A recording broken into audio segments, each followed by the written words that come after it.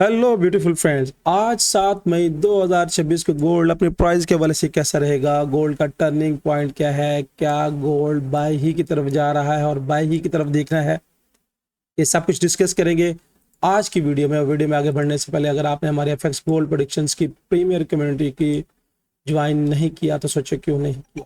यहाँ पे trade with reasons, trade with education दी जाती है और यहाँ पे भी देखेगा कि हमारे ग्रुप ने 180 पिप्स मॉर्निंग में ही कलेक्ट कर लिए थे, यानी एग्जैक्टली ट्रेड जो थी 4703 की थी और विद जीरो फ्लोटिंग मार्केट हमें मजे दिए हैं।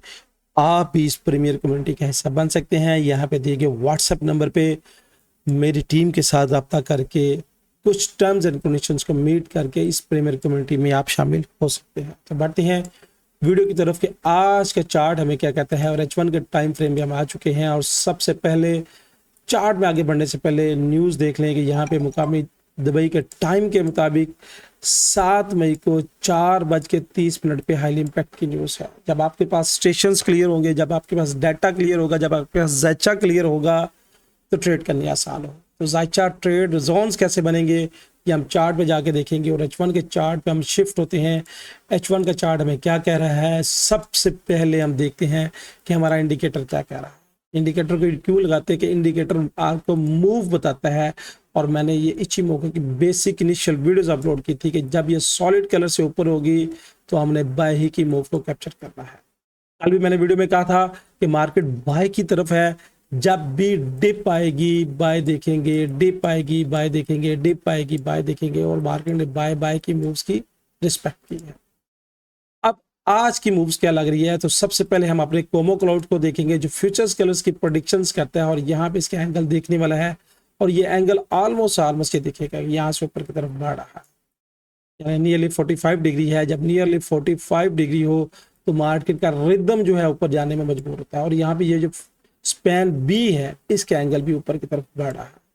अगर ये दोनों ऐसे ऊपर की तरफ जाएंगे तो मार्केट में मजबूती से बाय की मूव्स आ सकती है। अब यहाँ पे देखिएगा प्राइस ने हल्की सी रिट्रेस करने की कोशिश की और उसके बाद मार्केट ऊपर की तरफ जाना शुरू हो गई है। तो मोमेंटम क्या है, बाय क्या है, जब तक प्राइस इस 26 पीरियड्स की लाइन से नीचे क्लोज नहीं करती, कैंडल क्लोज नहीं करती और बॉडी के साथ क्लोज नहीं करती, हमने बाय की तरफ मोमेंटम को देखना है और बाय की तरफ शिफ्ट रहना है।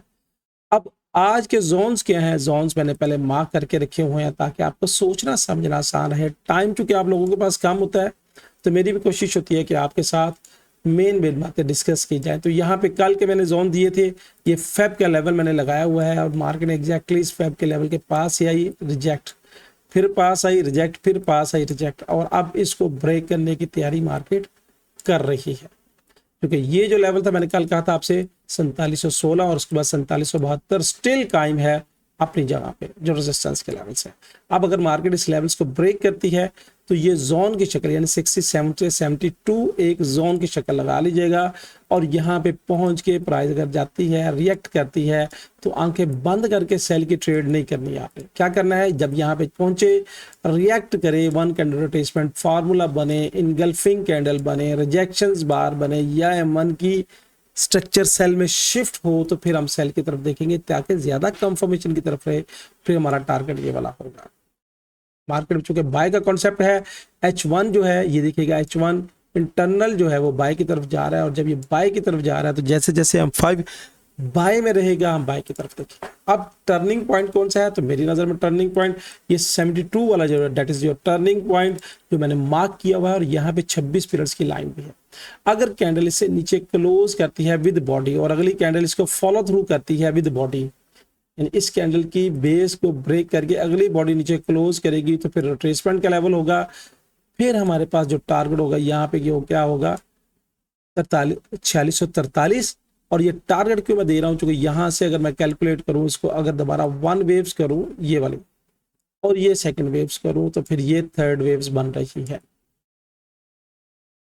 अब ये यहाँ पे अगर नीचे आती है तो ये वाला लेवल जो है that is your spotting levels. Purely structure base पे काम कर रहा हूँ। लोगों ने हमारे स्ट्रक्चर्स को, किसी ने बैंक स्ट्रेटजी का नाम दे दिया है, किसी ने क्या दे दिया है, किसी ने क्या दे दिया है। ये स्ट्रक्चर हमारा अपनी मैपिंग है और स्ट्रक्चर की मैपिंग आपको करनी आ गई तो इंशाल्लाह जिंदगी आसान हो जाएगी। अगर इससे नीचे मार्केट क्लोज करती है तो फिर ये सॉलिड कलर्स के अंदर आ जाएगी और फिर इसके बाद ये 4610 और उसके बाद 4582 का लेवल है। अगर इस पूरी वेव्स को कैलकुलेट करें तो इस वेव्स में ये चूंकि रोटेसमेंट है और यहां से अब मैं दोबारा अगर फेबो का लेवल लगाऊं इस वेव्स की बेस पे, इस वेव्स की बेस पे अगर ये रिट्रेस करती है तो इस वेव्स की बेस पे अगर ट्रेस करेगी तो यहाँ पे ये मैंने स्टार्ट किया और ये अगर ये यहाँ से ऊपर कैंडल क्लोज नहीं करती तो फिर ये हमारा फेब वैलिड है। अगर कैंडल बॉडी के साथ क्लोज कर जाएगी तो ये फेब हमारा वैलिड नहीं रहेगा, फिर ये इनवैलिड हो जाएगा। अगर इससे ऊपर क्लोज कर नहीं करती तो नीचे जो रोटेसमेंट का फर्स्ट लेवल है ये देखिए एग्जैक्टली जो मैंने मार्क किया है वही बन रहा है और यहाँ पे क्या है 26 पीरियड्स की लाइन का सपोर्ट बन रही है। उसके बाद अगर ये नीचे आती है तो ये देखिएगा कि यहाँ पे 4611 और यहाँ पे मेरे स्ट्रक्चरल सपोर्ट और उसके बाद मेरा ये क्या है ये बात, यानी यहाँ पे स्पैन बी की सपोर्ट, यहाँ पे स्पैन ए की सपोर्ट।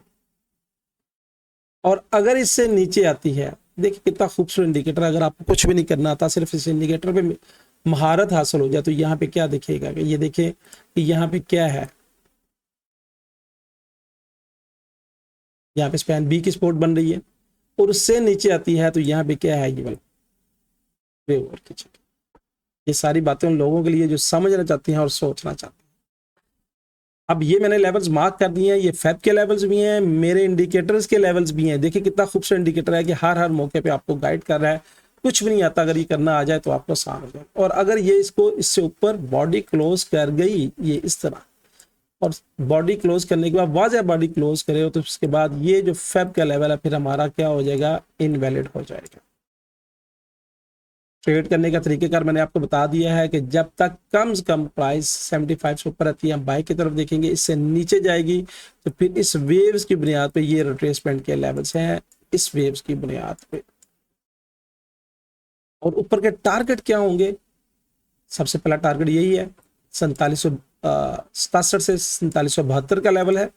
उसके बाद प्राइस अगर मजीद ऊपर जाती है तो मजीद ऊपर जाने की शक्ल में फिर मेरे पास अगला टारगेट क्या होगा, बेसिक बात है अगला टारगेट क्या होगा। तो अगला टारगेट अगर मैं कैलकुलेट करूं, अगला टारगेट मेरे पास फिर उसके बाद ऊपर ये वाला टारगेट है 4812। यहाँ पे ये जो यहाँ पे सपोर्ट का लेवल है ये 4812, ऑलमोस्ट 4812 के ऊपर पास है। इन लेवल्स को नोट कर लीजिएगा, ये इंशाल्लाह खातिर खा काम आएंगे आपके। अगर इसको प्रॉपर आप मैप के साथ, अगर आप जोन के साथ, अगर स्ट्रक्चर के साथ आप मिलाते हैं इंशाल्लाह खातिर खा फायदा होगा, खातिर खा आपके साथ फायदा हो। तो ये मेरे ऊपर के टारगेट्स हैं। अब देखिए मार्केट का बिहेवियर क्या है, मार्केट की मूव्स क्या है।